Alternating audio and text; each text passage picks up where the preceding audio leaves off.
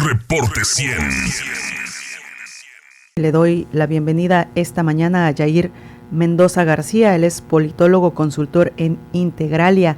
Vamos a hablar acerca del reporte de violencia política, el mapa de riesgos de intervención del crimen en las elecciones locales durante este 2024. Muy buenos días, Yair, ¿cómo estás? ¿Qué tal, Karen? Muy buenos días. Un saludo para ti y para toda tu audiencia. Veíamos este reporte que hacía Integralia sobre la violencia política, una segunda actualización de los datos a partir del 1 de septiembre al 1 de abril del 2024. ¿Cuáles son los datos más importantes, Yair, que arroja este reporte de violencia? En efecto, Karen, esta última actualización nos permite confirmar que este es el proceso electoral más violento de la historia moderna de nuestro país. Al 1 de abril, como bien mencionas, se han registrado 300 incidentes de violencia política asociados a 399 víctimas, es decir, 2 víctimas diarias. Y aún nos quedan poco menos de 60 días para el día de la elección. Y esto es en cuanto a candidatos, aspirantes y personas relacionadas con el proceso electoral. En efecto, esta cifra considera candidatos, funcionarios y lo que podríamos llamar víctimas familiares o colaterales o indirectas. ¿Cuáles son las zonas del país donde más se han registrado estos actos de violencia? Las zonas que tienen un mayor nivel de riesgo y por lo tanto de presenciar eventos de violencia política son Guerrero, Colima, Morelos, Michoacán, Jalisco y Chiapas. Pero permíteme que te diga con base en qué arribamos a esta conclusión. El mapa de riesgo construido por Integralia Consultores parte de una premisa. A lo largo de todo el país hay desperdigadas ciertas condiciones sociales que podrían dar pie a que el crimen organizado tratara de tener injerencia en la elección y por lo tanto se expresara mediante actos de violencia política. Sin embargo, no todas estas variables o elementos están presentes en igual magnitud en cada entidad federativa. Por ello valía la pena tratar de identificar los niveles de riesgo por entidad.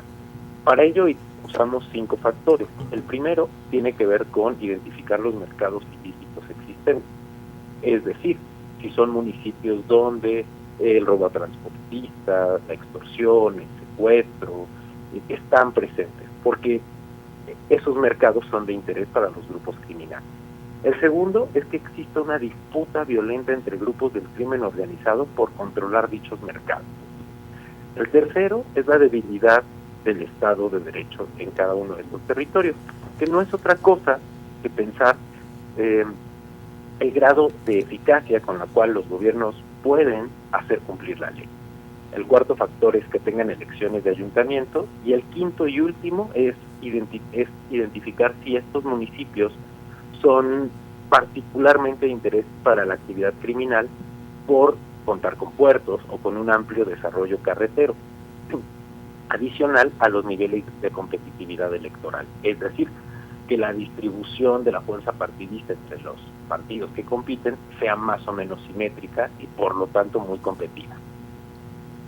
¿Y tienen algún indicio de cuáles son las causas, además del crimen organizado? ¿Causas de la violencia política y de la injerencia?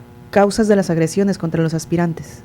Sí, claro. La finalidad de las agresiones contra los candidatos pues tiene, por una parte, desincentivar que perfiles que no son afín a ciertos grupos criminales, pues impidan la victoria del candidato o candidata que sí es afín a los intereses de un grupo criminal. Para ello se usa la amenaza y en otro nivel, pues la erradicación de la competencia. Adicional al miedo, a veces ni siquiera es necesario que los candidatos lleguen a la boleta. Basta con amenazas previas. Por ello hemos identificado que en lugares como Jalisco, Michoacán y Veracruz, diferentes dirigencias partidistas han dicho que no van a presentar candidatos en ciertas regiones por la alta peligrosidad que esto tiene. O incluso hemos visto candidatos que, pese a haber ganado ya la candidatura, deciden dar un paso de costado y dejarla toda vez que hay muchos riesgos.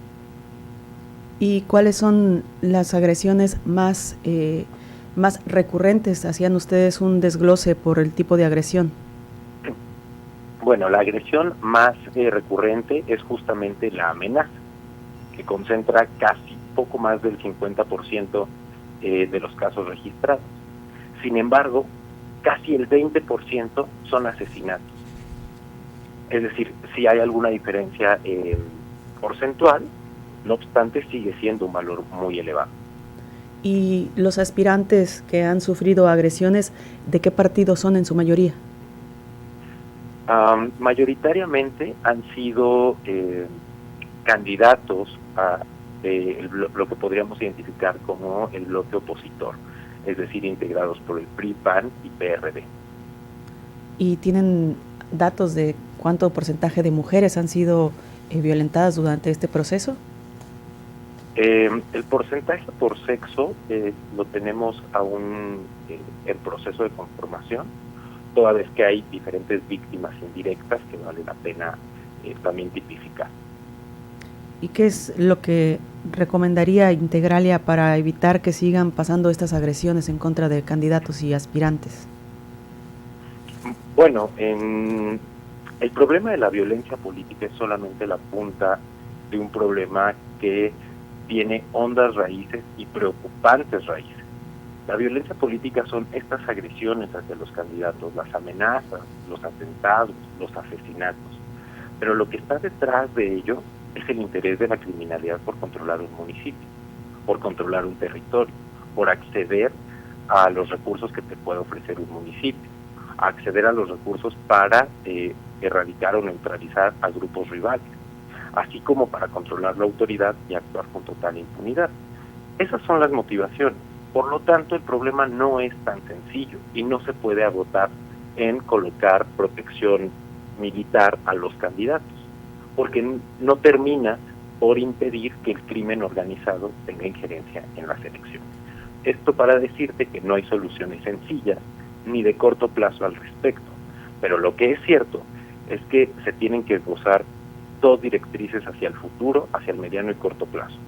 Uno, se tiene que cambiar o focalizar la estrategia de combate al crimen organizado, no solamente recurriendo a la fuerza militar y policial, sino también tratando de desmantelar sus bases de apoyo social, sus fuentes de financiamiento, las operaciones financieras y por supuesto desmantelar sus sistemas de inteligencia.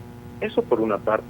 Y por la otra está la construcción de instituciones y reglas que permitan al Estado mexicano con rapidez y presteza frenar la ambición de un grupo criminal por tener injerencia en una elección.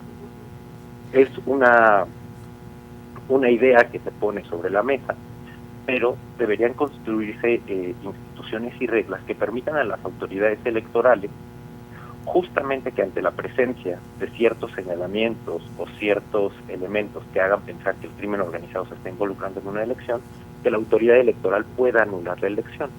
Claro, quizás lo mejor sería que la decisión de la autoridad electoral tuviera tras de sí el respaldo de algunas mesas de diálogo con dirigencias partidistas, con instancias procuradoras de justicia o con instancias impartidoras de justicia, para tener una decisión mucho más integral. Yair, te agradezco que nos hayas tomado la llamada para explicarnos los datos sobre este reporte de violencia política que generó Integralia Consultores. Karen, muchas gracias a ti. Desde Integralia Consultores agradecemos el espacio y quedo a tus órdenes y a la de tu audiencia. Que tengas un excelente día. Igualmente. Reporte 100.